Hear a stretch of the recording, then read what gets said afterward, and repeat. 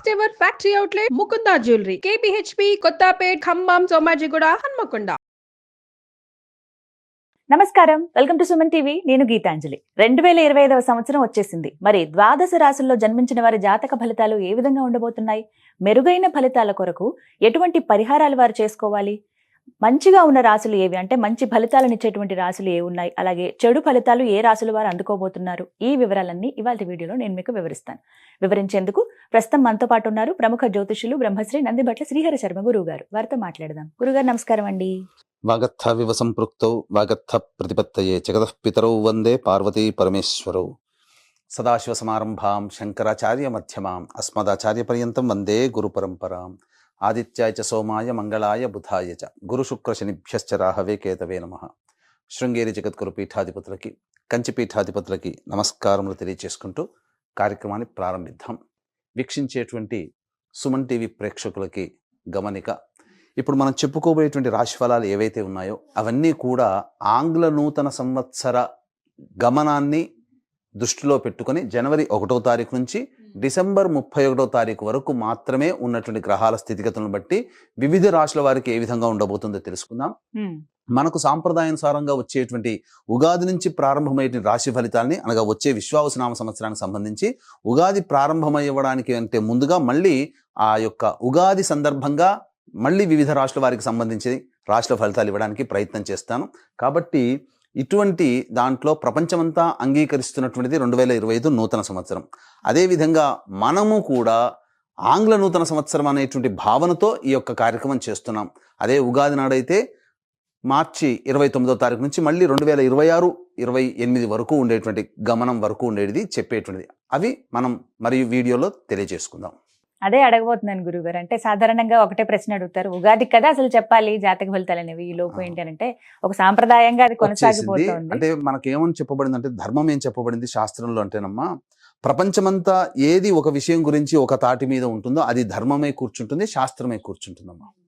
ఇక మరి ద్వాదశ రాశుల వారి జాతక ఫలితాలు తెలుసుకుందాం. ముందుగా గ్రహస్థితులు ఏ విధంగా ఉన్నాయో తెలియచేస్తారా? జనవరి 1, 2025 నుంచి. ఇక గ్రహస్థితిలోకి గనక గమనించుకున్నట్లయితే ముఖ్యంగా గురువు 9th మే వరకు కూడాను ఈ వృషభ రాశిలో సంచారం చేస్తున్నాడు. 9th మే నుంచి మిథున రాశిలోకి సంచారం, 9th మే నుంచి సెప్టెంబర్ 27వ తారీఖు వరకు. ఇక సెప్టెంబర్ 28 నుంచి నవంబర్ 11వ తారీఖు వరకు కర్కాటక రాశిలో. ఇక నవంబర్ 12వ తారీఖు నుంచి డిసెంబర్ 28 వరకు కర్కాటక రాశిలోనే వక్రీకరించే స్థితి పొంది ఉండడం. ఇక శని భగవాన్ల వారిని కనుక చూసుకున్నట్లయితే 15 ఏప్రిల్ వరకు కుంభరాశిలో సంచారం చేస్తున్నారు. 16 ఏప్రిల్ నుంచి అక్టోబర్ 9వ తారీఖు వరకు మీనరాశిలో సంచారం. ఈ మధ్య కాలంలో జూలై 8వ తారీఖు నుంచి వక్రీకరించి మీనరాశిలోనే సంచారం చేస్తున్నాడు. అలాగే అక్టోబర్ 10వ తారీఖు నుంచి కుంభరాశిలో సంచారం చేస్తూ వక్రీకరించి కుంభరాశిలో, నవంబర్ 26వ తారీఖు నుంచి వక్రత్యాగము శని భగవాన్ల వారు చేస్తున్నారు. ఇక రాహుకేతులు కనుక చూసుకున్నట్లయితే 15 మే వరకు కేతువు కన్యలో మరియు రాహువు మీనరాశిలోకి, అలాగే 16 మే నుంచి సింహరాశిలో కేతువు, అలాగే కుంభరాశిలో 16 మే నుంచి రాహుగ్రహ సంచారం జరుగుతుంది. ఇక్కడ గమనించుకున్నట్లయితే ఇక్కడ వీక్షించేటువంటి ప్రేక్షకులకు అందరికీ తెలియజేయాల్సినటువంటి అంశం ఏంటంటే, ముఖ్యంగా అందరూ ఈ ద్వాదశ రాశుల గురించి రాగానే అందరూ ఆలోచించేటువంటిది ముఖ్యంగా శని దోషం, ఏలినాడు శని, అష్టమ శని, అర్ధాష్టమ శని, కంటక శని, యోగ శని, ఈ శని దోషాలు. అయితే ఇక్కడ 15 ఏప్రిల్ వరకు శని కుంభరాశిలో సంచారం చేస్తూ 16 ఏప్రిల్ నుంచి మీనరాశిలోకి సంచారం చేస్తున్నా, ఈ యొక్క జూలై 8 నుంచి మీనరాశిలోనే సంచారం చేస్తూ వక్రీకరించినటువంటి కారణం చేత మళ్ళీ ఈ కుంభరాశి ఫలితాన్ని ఇస్తాడు. అక్టోబర్ 10న కుంభరాశిలోనే వక్రీకరించి ఉన్నటువంటి స్థితిగతుల చేత ఏమవుతుంది, మళ్ళీ మకర రాశి ఫలితాన్ని శని భగవానులు ఇస్తారు. కాబట్టి అర్థం చేసుకోవాల్సినటువంటి అంశం ఏంటంటే, ఎవరికి కూడాను ఈ సంవత్సరం శని భగవానుడు యోగదాయకంగా పూర్తిగా లేడు.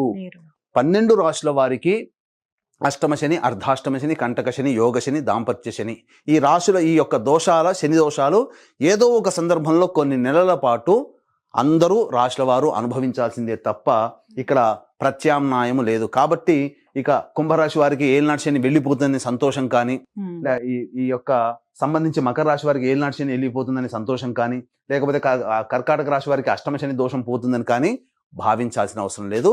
వృశ్చిక రాశి వారికి అర్ధాష్టమ శని దోషం పోతుందని కూడా భావించాల్సిన అవసరం లేదు. ఎందుకంటే శని మళ్ళీ రుజుమార్గంలో వెళ్ళి మళ్ళీ వక్ర మార్గం చేత వక్రగతిన సంచారం చేస్తున్నటువంటి కారణం చేత 12 రాశులు శని ప్రభావానికి గురవుతాయి. కాబట్టి ఈ సంవత్సరం అన్ని రాశుల వారు శని దోష పరిహారములు ఖచ్చితంగా చేసుకోవలసినదే, అందులో సందేహం లేదు. 2025 సంవత్సరంలో గ్రహస్థితులు తెలియజేశారు. ఇక ద్వాదశ రాశుల్లో భాగంగా 11వది కుంభరాశి వారి జాతక ఫలితాలు ఏ విధంగా ఉన్నాయి, ఏ రంగం వారికి బాగా కలిసి వస్తుందో వివరించండి. జనవరి 1వ తారీఖు నుంచి డిసెంబర్ 31వ తారీఖు వరకు కుంభరాశి వారికి ఏ విధంగా ఉండబోతుందో తెలుసుకుందాం. ఇంతకుముందు మనము ఈ యొక్క గ్రహ సంచారం గురించి తెలుసుకుందాం. ముఖ్యంగా ఈ కుంభరాశి వారికి చూసుకున్నట్లయితే 9 మే వరకు మీ వృషభ రాశిలో సంచారం చేస్తుంటాడు. కానీ ఏప్రిల్ 30వ తారీఖు వరకు కూడా, అనగా మార్చి 30వ తారీఖు వరకు కూడా వక్రీకరించే స్థితి కారణం చేత తృతీయ రాశి ఫలితాలు, అలాగే 1 ఏప్రిల్ నుంచి 9 మే వరకు ఈ యొక్క వృషభ రాశిలో సంచారం, 9 మే నుంచి సెప్టెంబర్ 27 వరకు మిథున రాశిలో సంచారం, సెప్టెంబర్ 28 నుంచి నవంబర్ వరకు కూడాను యోగదాయకమైనటువంటి కాలము కాదు. కాబట్టి చూసుకున్నట్లయితే ఈ యొక్క కుంభరాశిలో జన్మించినటువంటి వారికి గురుబలం సంపూర్ణంగా ఉన్నటువంటి కాలం, ఎక్కువ కాలం గురుబలంలో ఉన్నారండి. కాబట్టి మంచి అనేటువంటిది ఎక్కువగా జరుగుతుందని చెప్పవచ్చు. ఇక శనివారిని చూసుకున్నట్లయితే ఈ యొక్క కుంభరాశిలో జన్మించినటువంటి వారికి ఏలిన నాడి శని ప్రభావం అనేటువంటిది చాలా మటుకు ఉంది. కాకపోతే విచిత్రం ఏంటంటే కొంతకాలం మాత్రం శని యోగిస్తున్నారు. ఎప్పటి నుంచి యోగిస్తున్నారు? అక్టోబర్ 10 నుంచి నవంబర్ 26 వరకు, అనగా దగ్గర దగ్గర 45 రోజులండి. 45-46 రోజులు శనివారు యోగిస్తారు. ఎందుకంటే కుంభరాశిలోనే ఉండి ఈ యొక్క వక్రీకరించినటువంటి ఫలితం కారణం చేత కొంత యోగం అనేటువంటిది ఉంటుంది. ఇక పూర్తిగా చెప్పుకుంటే ఈ యొక్క కుంభరాశిలో ఉన్నటువంటి వారికి సంపూర్ణముగా ఏలిన నాడి శని ప్రభావం అనేటువంటిది ఉంటుంది. కాబట్టి కాస్త కష్టపడక తప్పదు. ఇక అసలు విషయానికి వచ్చినట్లయితే ప్రధానంగా రాశిలోనే, జన్మరాశిలోనే రాహు 16 మే నుంచి సప్తమంలో కేతువు, 16 మే వరకు కూడా, అనగా జనవరి 1 నుంచి 16 మే వరకు మీనరాశిలో రాహువు, కన్యారాశిలోకి కేతు. ఈ గ్రహ ప్రభావం ఏమవుతుంది? 16 మే నుంచి మూలిగే నక్క మీద తాటిపండు పడ్డట్టుగా ఏలిన శని ప్రభావం ఉన్నటువంటి కారణం చేత రాహు కూడా వచ్చి చేరడంతో అనవసరమైనటువంటి తగాదాలు పెట్టుకునే అవకాశాలు ఎక్కువగా ఉంటాయి. తొందరగా కోపం వస్తుంది, చికాకు ఎక్కువగా పడతారు, అన్నిటికంటే ముందు వెనక ఆలోచించకుండా ముక్కుసూటితనంతో ముందుకు వెళతారు. తద్వారా వస్తున్నటువంటి ఆపదని గుర్తించలేనటువంటి తత్వం, లౌక్యంతో వ్యవహరించలేకపోతారు. తద్వారా సమస్యలు కోరి తెచ్చుకుంటారండి. కాబట్టి సంయమనం పాటించండి, శాంతంగా ఉండడానికి ప్రయత్నం చేయండి. అని చెప్పినంత సులువు కాదు, నాకు తెలుసు. ఎందుకంటే సమస్య వచ్చినప్పుడు ఆ సమస్య మీదతోనే మనం ఇబ్బంది పడుతుంటాం.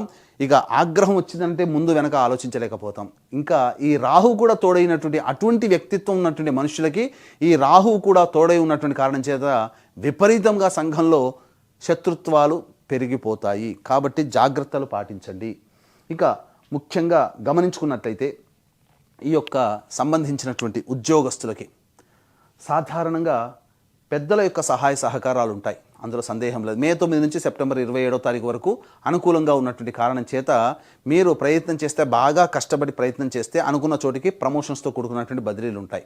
ఇక ప్రైవేట్ రంగంలో చేస్తున్నటువంటి ఉద్యోగస్తులకి సాధారణంగా ఉద్యోగం లభిస్తుంది. కాకపోతే సంవత్సరం అంతా కూడా ప్రయత్నం చేస్తూనే ఉండాలా?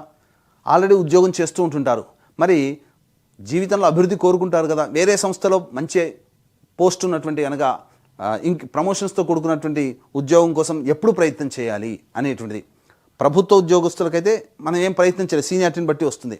కానీ ప్రైవేట్ రంగంలో ఉన్నటువంటి వారికే కదా ఈ యొక్క తిప్పలన్నీ. కాబట్టి మీకోసమై కొన్ని సమయాలు అనేటువంటివి మీకు తెలియజేస్తాను. ఆ సమయంలో కనుక మీరు ప్రయత్నం చేస్తే డ్యామ్ షూర్గా మీకు ఉద్యోగ బాధ్యతలో ఉంటారు, కొత్త ఉద్యోగం లభిస్తుంది. నిరుద్యోగస్తులకి ఉద్యోగం లభిస్తుంది. ఆల్రెడీ ఉద్యోగం చేస్తున్నటువంటి వాళ్ళకి వేరే సంస్థల్లో ప్రమోషన్స్తో కూడుకున్నటువంటి, లేదా ఉన్న సంస్థల్లోనైనా కానీ ప్రమోషన్ పొందడం అనేటువంటిది జరుగుతుంది. ఏమా సమయం అని అనుకుంటే ఏప్రిల్ 12 నుంచి మే 13 తారీఖు ఉన్నటువంటి మధ్యకాలం సంపూర్ణంగా యోగిస్తుంది. ఇక జూలై 15 నుంచి ఆగస్టు 16వ తారీఖు మధ్య ఉన్నటువంటి కాలము. ఇక నవంబర్ 15వ తారీఖు నుంచి డిసెంబర్ మొత్తము కూడా ఈ యొక్క సమయం శుభ సమయమే ఈ యొక్క కుంభరాశిలో జన్మించినటువంటి ప్రైవేట్ రంగంలో ఉన్నటువంటి ఉద్యోగస్తులకి. కాబట్టి దీన్ని బట్టి, ఈ సమయాన్ని బట్టి మీరు ప్లానింగ్ చేసుకోండి. ఈ యొక్క కుంభరాశిలో జన్మించినటువంటి రాజకీయ ప్రముఖులు ఎవరైతే ఉంటారో వాళ్ళకి సాధారణమైనటువంటి జీవనం ఉంటుంది. కాబట్టి ఎక్కువగా కష్టపడే ప్రయత్నం చేయకండి. ఎందుకంటే కష్టానికి తగ్గట్టుగా ప్రతిఫలం లభించకపోవడం, ఖర్చులు బాగా చేయడం, ప్రజాదరణ వస్తుందేమో అని చెప్పి అది ధనం వృధా అవడం అనేటువంటిది జరుగుతుంది. కాకపోతే పెద్దల దగ్గర గురుగ్రహం అనుగ్రహం సంపూర్ణంగా ఉన్నటువంటి కారణం చేత పెద్దలతో మంచి మర్యాద మాట మంతి పెంచుకొని వారి యొక్క అనుగ్రహం పొందితే ఖచ్చితంగా మీకు ఏదైనా ఒక పదవి మీకు లభిస్తుంది. ప్రత్యక్ష ఎన్నికల్లో కంటే కూడా పరోక్షంగా మీకు యోగదాయకమైనటువంటి పరిస్థితులు గోచరమవుతున్నాయి. కాబట్టి పెద్దల అనుగ్రహంతో మంచి నామినేటెడ్ పదవిలో ఉంటారని చెప్పవచ్చు. ఈ సంబంధించినటువంటి సినీ రంగంలో ఉన్నటువంటి వాళ్ళు, కళారంగము, నాటక రంగము, సాహిత్యము, నాట్యము, TV serials, social media, electronic and printing media రంగంలో ఉన్నటువంటి వాళ్ళు సాధారణమైనటువంటి ప్రాజెక్టులు మీ దగ్గరికి వస్తాయి. అంతగా ఊహించినంత ధనము రాకపోయినా పర్వాలేదు, నిలదొక్కుని ఇండస్ట్రీలో నిలదొక్కునేటువంటి ప్రాజెక్టులు మీకు సొంతమవుతాయి. కాబట్టి ప్రజాదరణ కూడా బాగానే ఉంటుంది. అన్ని విధాలుగా సహాయ సహకారాలు మీరు పొందుతారు.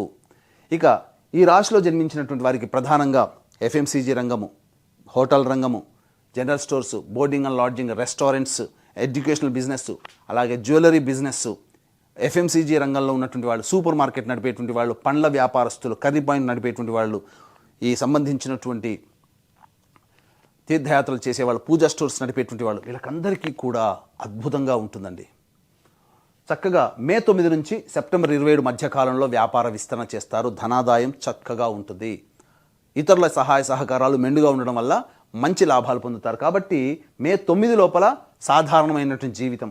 కానీ సెప్టెంబర్ 28 నుంచి నవంబర్ 11వ తారీఖు మధ్యకాలం మాత్రం డబ్బులు, మీరు ఈ రాశిలో జన్మించిన ఏ రంగంలో వాళ్ళైనా కానీ డబ్బులు అప్పుగా ఇవ్వకండి. సెప్టెంబర్ 28 నుంచి నవంబర్ 11వ తారీఖు వరకు చికాకులు పెరుగుతాయి, సమస్యలు పెరుగుతాయి, పెద్దలతో విభేదాలు కలుగుతాయి, ఇంటి నుంచి బయటపడాల్సినటువంటి పరిస్థితులు వస్తాయి. కాబట్టి తల్లిదండ్రులతో, పెద్దవాళ్లతో సెప్టెంబర్ 28 నుంచి నవంబర్ 11 తారీఖు మాత్రం మీరు ఎక్కువగా మాట పెంచుకునే ప్రయత్నం చేయకండి. ఇది. ఇక ఈ రాశిలో జన్మించినటువంటి రియల్ ఎస్టేట్ రంగంలో ఉన్నటువంటి వారు సాధారణమైనటువంటి జీవనాన్ని పొందుతారు. ఉన్న ప్రాజెక్టులు నడుపుకోవడమే చాలా మంచిది. కొత్త ప్రాజెక్టుల కోసం ఆచితూచి స్పందించి ఎక్కువగా మీరు ఇన్వెస్ట్మెంట్ చేయకుండా ఇతరులను కలుపుకునే ప్రయత్నం చేయండి, చాలా మంచి జరుగుతుంది. అలాగే లాయర్ రంగంలో ఉన్నటువంటి వాళ్ళు, అలాగే ఈ సంబంధించినటువంటి ఎలక్ట్రికల్ అండ్ ఎలక్ట్రానిక్స్ రంగంలో ఉన్నటువంటి వాళ్ళు, వీళ్ళందరికీ కూడాను సాధారణమైనటువంటి జీవన విధానం అనేటువంటిది ఉంటుంది. ముఖ్యంగా ఈ కుంభరాశిలో జన్మించినటువంటి స్త్రీ పురుషులకి వివాహాది శుభకార్యాలు తలపెడితే మే 9 నుంచి సెప్టెంబర్ 27 మధ్యకాలంలో వివాహము జరిగి తీరుతుంది. అందులో ఏమాత్రము సందేహము లేదు. ఇక సంతానం కోసం ఎదురు చూసేటువంటి స్త్రీ పురుషులకి సంతాన భాగ్యత లభిస్తుంది, ఫ్రీ డెలివరీ అవుతుంది. అలాగే ఈ యొక్క సంబంధించినటువంటి దంపతులకి ప్రధానంగా కోరిక, గృహాన్ని నిర్మించుకోవాలనేటువంటి ఏదైతే కోరిక ఉంటుందో ఆ కోరిక సంపూర్ణంగా 9 మే లోపల మీరు తీర్చుకునే ప్రయత్నం చేస్తారు. లోన్లు శాంక్షన్ అవుతాయి, తద్వారా గృహ నిర్మాణం జరిగేటువంటి అవకాశాలు గోచరమవుతున్నాయి. ఈ యొక్క సంబంధించినటువంటి రాశిలో జన్మించినటువంటి విద్యార్థులు బాగా పోరాట పటిమని ప్రదర్శిస్తే తప్ప అనుకున్నటువంటి విద్యా సంస్థల్లో ప్రవేశం లభించదు. ఉత్తీర్ణత శాతం కోసం ఎక్కువగా కష్టపడాలి. గురుగ్రహం, శనిగ్రహం అనుగ్రహం లేకపోవడం వలన జ్ఞాపక శక్తి తక్కువగా ఉంటుంది. కాబట్టి ఎక్కువగా కష్టపడే ప్రయత్నం చేయండి. కాగల కార్యం గంధర్వులే తీర్చినట్టు మీ కష్టానికి తగ్గట్టుగా ప్రతిఫలం మే 9 నుంచి సెప్టెంబర్ 27 మధ్యకాలంలో ఖచ్చితంగా యోగాన్ని పొందబోతున్నారు. కాబట్టి ఈ యొక్క కష్టాన్ని నమ్ముకొని ప్రయత్నం చేయండి. అతి సులభంగా ఉన్నది కూడా మీకు కష్టతరంగా మారవచ్చు. కాబట్టి అలసత్వం విడనాడి, బద్ధకాన్ని విడనాడి ఖచ్చితంగా కష్టపడే తత్వాన్ని అలవర్చుకోండి. తద్వారా మీకు మంచి జరుగుతుందని చెప్పవచ్చు. ఈ యొక్క రాశిలో జన్మించినటువంటి ఎడిబుల్ ఆయిల్స్లో రంగంలో ఉన్న చర్మం తోలు పరిశ్రమ రంగంలో ఉన్నటువంటి వారు, ఐరన్ స్టీల్ వ్యాపారంలో ఉన్నటువంటి వాళ్ళు, కింది 4th క్యాడర్లో పనిచేసేటువంటి ఉద్యోగస్తులు ఎవరైతే ఉంటారో వాళ్ళకి ఆశించినటువంటి మేర సహాయ సహకారం ఉండవు. కాబట్టి వాళ్ళే కష్టపడాలి. ఇక్కడ ఈ పెద్దల యొక్క సహాయ సహకారాలతో మే 9 నుంచి సెప్టెంబర్ 27 మధ్యకాలంలో కొన్ని కార్యక్రమాన్ని పూర్తి చేసుకుంటారు, అవసరాలు తీరుతాయి. అంతే తప్ప ఊహించినంత గొప్పగా ఈ యొక్క శని ప్రభావం వలన ఈ చెప్పినటువంటి వాళ్ళకి ఉండదని చెప్పవచ్చు. ఇక ముఖ్యంగా గమనించుకున్నట్లయితే ఈ యొక్క రాశిలో జన్మించినటువంటి వారికి న్యాయ సంబంధమైనటువంటి కోర్టు వ్యవహారాలందు విజయం లభించబోతుంది. ఎప్పటికీ మే 9 నుంచి సెప్టెంబర్ 27 మధ్య కాలంలోనే. కాబట్టి జాగ్రత్తలు పాటించండి. ఇక ఈ యొక్క రాశిలో జన్మించినటువంటి వారికి అన్ని విధాలుగా యోగదాయకం. కాబట్టి ముఖ్యంగా మీరు కోపము, ఉద్రేకము అనేటివి అణుచుకునే ప్రయత్నం చేయండి. చీటికి మాటికి ఎదుటి వాళ్ళ మీద కోపాడే ప్రయత్నం చేయకండి. ఇక ముఖ్యంగా దంపతుల మధ్య, భాగస్వాముల మధ్య విభేదాలు వచ్చే అవకాశాలు ఉంటాయి. కాబట్టి జాగ్రత్తలు పాటించండి. ఇక మే 15వ తారీఖు వరకు కూడా అనారోగ్య సూచనలు ఉన్నాయి. వాహనం నడిపేటప్పుడు జాగ్రత్తలు పాటించండి. అన్ని విధాలుగా ఓవరాల్గా చూసుకుంటే మిశ్రమమైనటువంటి ఫలితాలు ఈ యొక్క కుంభరాశిలో జన్మించినటువంటి వారు పొందుతారని చెప్పవచ్చు. అయితే ఈ చెప్పినటువంటి ఫలితాలన్నీ కూడాను మీకు వివాహం అయితే మీ భార్య లేదా భర్త జాతకం, పిల్లల జాతకం మీ మీద ప్రభావం చూపుతుంది. వివాహం కాకపోతే తల్లిదండ్రులు, తోడబుట్టిన వాళ్ళ జాతకం కూడా మీ మీద ప్రభావం చూపుతుంది. కాబట్టి ఈ 2025వ సంవత్సరం మీ జీవితం చక్కగా ఉండాలి, ఆనందంగా ఉండాలి, గత సంవత్సరం కంటే మెరుగ్గా ఉండాలి, మీ యొక్క రెజల్యూషన్స్ అన్నీ కూడాను తీర్చుకోవాలి అనేటువంటి ఆలోచన ప్రతి వాళ్ళకి ఉంటుంది. ఆ ఆలోచన దైవానుగ్రహం తోడైతే మిమ్మల్ని ఆపేది ఎవరూ లేరు. కాబట్టి దైవానుగ్రహం అందరికీ ఈ 2025 సంవత్సరం అందించాలని సదుద్దేశంతో ప్రతి నెల ఒక్కొక్క పుణ్యక్షేత్రంలో మీ జాతకరీత్యా కలుగు విద్య, వివాహ, ఉద్యోగ, దాంపత్య, సంతాన, అనారోగ్య సమస్యల నివారణకి ఈ యొక్క శనివారం అన్ని రాశుల వారికి ప్రభావాన్ని చూపుతున్నారు. కాబట్టి శని దోష నివారణలు, గత జన్మ కర్మదోషం వల్ల ఇబ్బందులు ఉంటాయి కాబట్టి గత జన్మ కర్మదోష నివారణ హోమాలు అనేటువంటివి ప్రతి నెల ఒక్కొక్క పుణ్యక్షేత్రంలో 12 నెలల పాటు మీ కుటుంబ సభ్యుల గోత్రనామాలతో చేయించడం జరుగుతుంది. దీనికి శ్రీకారం జనవరి 13వ తారీఖు రోజున చుట్టబోతున్నాము. అద్భుతమైనటువంటి యోగదాయకమైనటువంటి రోజు శ్రీకాళహస్తిలో కానీ శ్రీశైలంలో కానీ కార్యక్రమాన్ని చేయించడం జరుగుతుంది. కాబట్టి అవకాశం ఉన్న వాళ్ళు ఈ యొక్క కార్యక్రమంలో మీ కుటుంబ సభ్యుల గోత్రనామాల నమోదు కోసం రిజిస్ట్రేషన్ వివరాలు తదనంతరం కాంటాక్ట్ చేసి తెలుసుకోవచ్చు. అలాగే తండ్రి వైపు, భర్త వైపు 6 తరాలు, తల్లి వైపు, భార్య వైపు 3 తరాల్లో కుటుంబంలో ఏమైనా దుర్మరణాలు ఉన్నా, అలాగే liver problem, kidney problem, cancer రోగులతో ఎవరైనా మరణించినా, 60 సంవత్సరాల లోపల మీ కుటుంబ సభ్యులు ఎవరైనా చనిపోయినా వాటిని పితృదోషములు అని అంటారు. కాబట్టి ఇట్టి పితృదోష పరిహారార్థమే ప్రతి నెల నిజాయితీగా ఒక్కొక్క పుణ్యతిథి రోజున పితృదోష నివారణ కార్యక్రమాలు చేయించడం జరుగుతుంది. వీటి వివరాలు కూడా కార్యక్రమం తదనంతరం కాంటాక్ట్ చేసి తెలుసుకోవచ్చు. ఏళ్ళనాటి శనిలో ఉన్నారు కుంభరాశి వారు ప్రత్యేకించి, అలాగే శని మళ్ళీ తిరోగమనం అని చెబుతూ ఉన్నారు. ఎటువంటి పరిహారాలు చేసుకోవాలండి? ఏదో ఒక బాధ ఉండనే ఉంటుంది సాధారణంగా, కానీ ఈ సంవత్సరం అంతా కూడా మెరుగ్గా ఉండాలి, మెరుగైన ఫలితాలు వాళ్ళు అందుకోవాలంటే గనక పరిహారాలు ఏవి చేసుకుంటే మంచిదంటారు? ఇక గమనించుకున్నట్లయితే ఈ యొక్క కుంభరాశి వారికి సాధారణమైనటువంటి ఫలితాలు కలుగుతున్నాయి. కాబట్టి ఈ యొక్క సంబంధించినటువంటి సమస్యలు అనేటువంటి ఎదురైనప్పుడు ఎటువంటిగా పరిష్కారం చేసుకోవాలి? వీలు కుదిరినప్పుడల్లా నవగ్రహ దేవాలయాల చుట్టూ శివాయ నమః అంటూ 27 ప్రదక్షిణలు చేయడం, ప్రతి శనివారం నాడు తైలాభిషేకం ఈ విధంగా వీలు కుదిరినప్పుడల్లా చేసుకోవడం, వీలు కుదిరినప్పుడల్లా రుద్రాభిషేకం చేసుకోవడం, ఇవన్నీ చేసుకుంటే చాలా మటుకు సమస్యలు అనేటువంటి పరిష్కారం అవుతాయి. ఇప్పుడు చెప్పినటువంటి విషయాల కంటే మీ యొక్క జీవితం విభిన్నంగా ఉంది అనంటే మీ యొక్క జన్మజాతకంలోని నడిచేటువంటి గ్రహ దశాంతర దశల యొక్క ప్రభావాలు. కావున దగ్గరలోని మంచి ఉపాసనాపరులైనటువంటి జ్యోతిషుల్ని సంప్రదించి వారి సలహాలు, సూచనలు కనుక పాటించినట్లయితే మరింత మెరుగైనటువంటి జీవితాన్ని మీరు పొందుతారని ఆశిస్తూ సర్వం శ్రీ ఉమామహేశ్వర పరబ్రహ్మార్పణమస్తు. చక్కగా వివరించారండి, ధన్యవాదాలు.